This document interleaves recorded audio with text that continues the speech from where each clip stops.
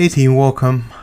So now what we want to do here at the backlog component is that we want to start organizing our project tasks in depending on their statuses, right? If they are in to do, if they're in progress, or if they are done, just like in the just like in the prototype that we have in the cloud.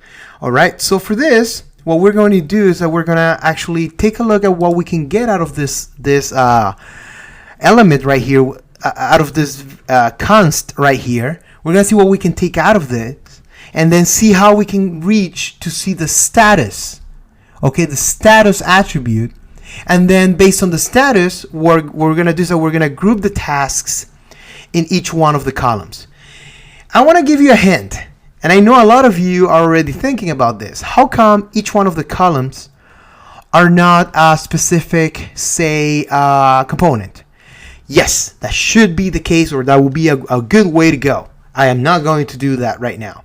Or I don't think I'm going to do it in the first, at least the first release of this course, okay? Because two reasons why I want to move forward a little quickly now.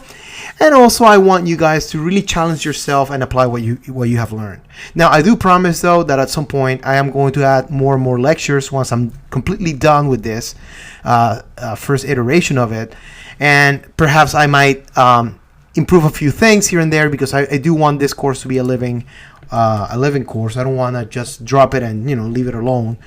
We have also some interesting changes coming our way not too far into the future. We're gonna have React 17, so things like that I'm gonna have to work on updating. So anyway, we'll cross that bridge when we get there. Okay, so the first thing that I want to do is I want to declare three different lists or arrays, right? To do items, let in progress items, and then let done items. Okay, so what we're going to do is that we're going to traverse through this list. We're going to see what we can extract out of it and see what we need to do to go and get our status. And then depending on the status of a specific task, then what we're going to do is that we're going to load them in these three individual lists based on its status. Okay, so for this, I'm just going to use something super basic. This is stuff that you literally learn in the first week of starting to code any programming language, which is a for loop. Okay, so basically we're going to iterate, and I want to do this like super. I know that there are better ways of doing this, or fancier ways of doing this. I'm just going to take the route of the super basic route right now, just because it's cool to also do vanilla JavaScript every now and then. And what I want to do is I want to console log each one of the tasks elements that we're extracting, that we get here when we do this map, and I want to see what we need to do to get to the status. Okay, so I'm going to save this. I'm going to console log this. I'm going to go back to my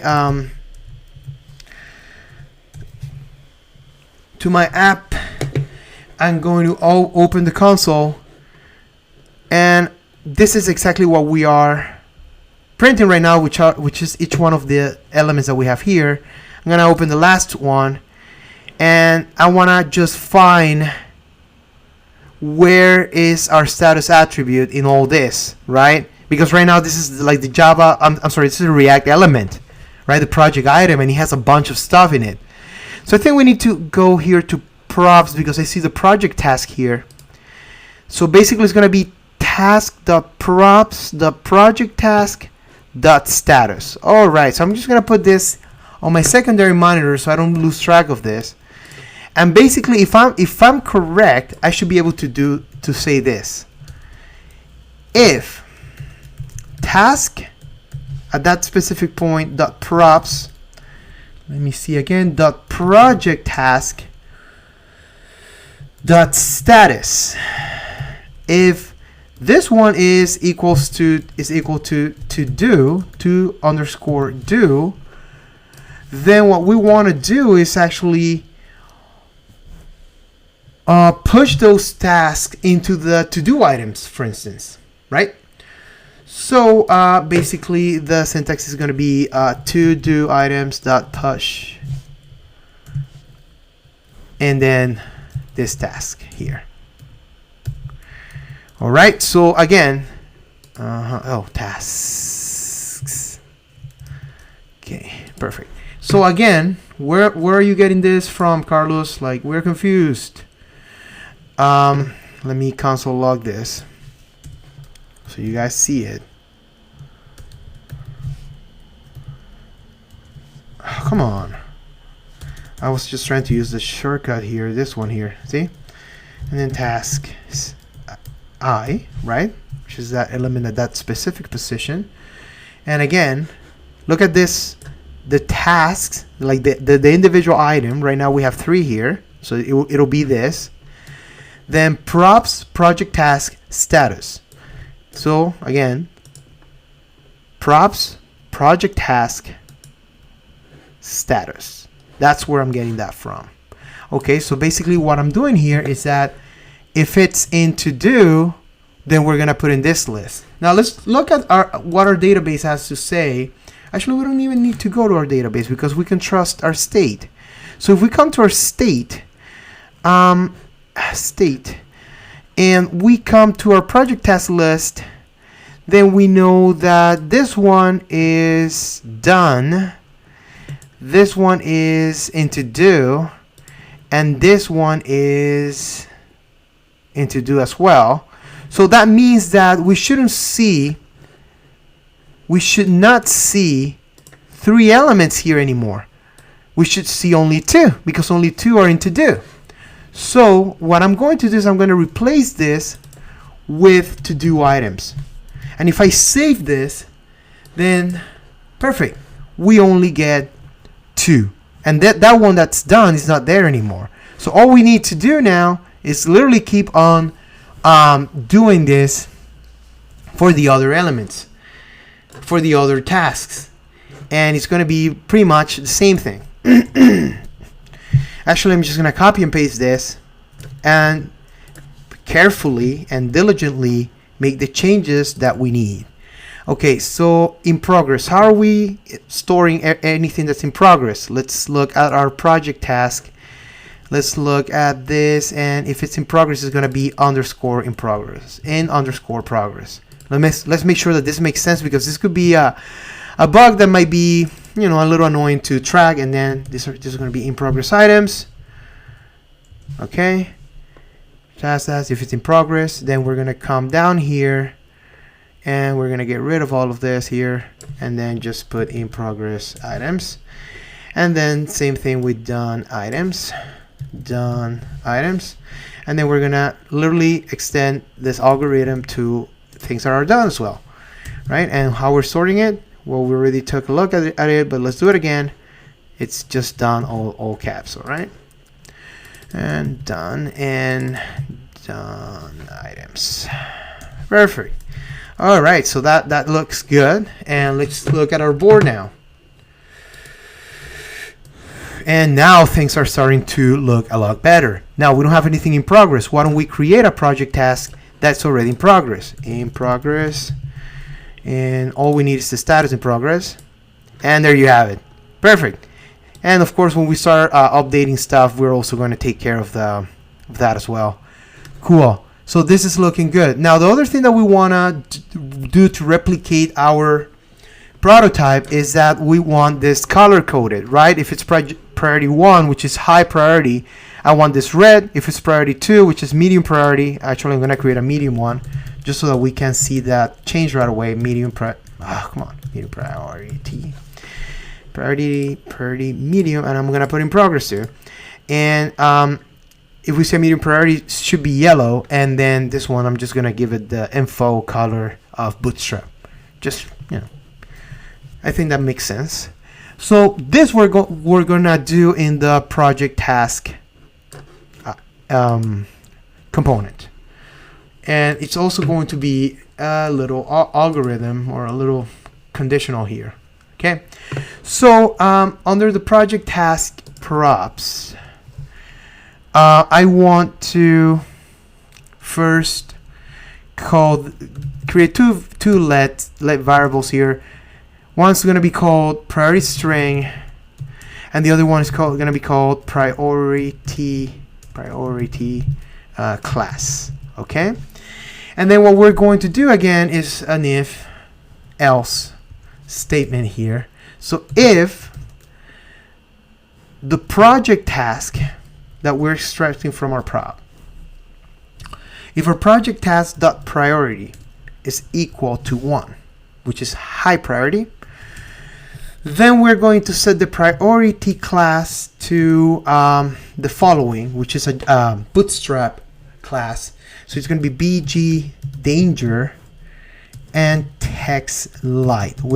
So basically it's going to be a red filling with white text. And then the priority string is going to be called high. Just high like this. So with that in mind, what I'm going to do now is that I'm going to just change something real quick. So the priority, I'm going to pass it the priority string. Okay, and then in the class name here at the very at the card not at the header, I think. Let me think for a second. Yeah, the main card itself, because yeah, at the header, why not? Then we're gonna pass it that additional class component, right? Which is the priority. Oops. Okay, I know what we have to do now. We have to take this out of the quotes, then we have to highlight it, then put it in curly braces, and then put in backticks. And then this is going to allow us to actually add this expression here, priority class. See? And this is another way to go to add a conditional class to your bootstrap, right? And this is actually really cool. So now if we go back to our project, everything that we have as high priority is actually in red, and we only have one right now. Okay, so I don't like this. Let me see what's wrong there. I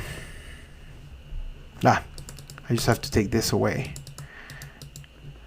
Get rid of this because we don't need that one anymore.